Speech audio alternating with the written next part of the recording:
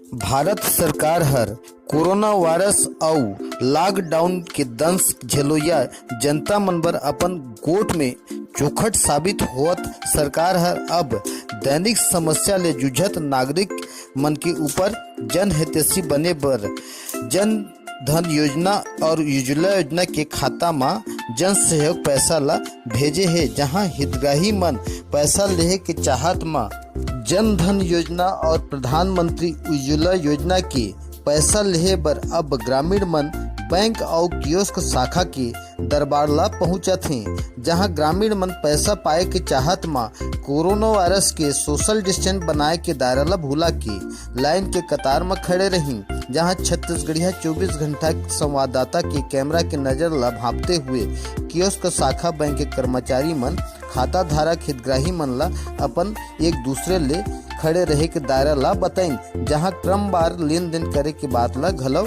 किहिन जन धन योजना सहित अन्य योजना के लेन देन करोइया खाता धारक मन ला अब बाहिर साबुन ले हाथ धोई घलव करवाइन और सैनिटाइजर से हाथ के सफाई घलव करवाइन।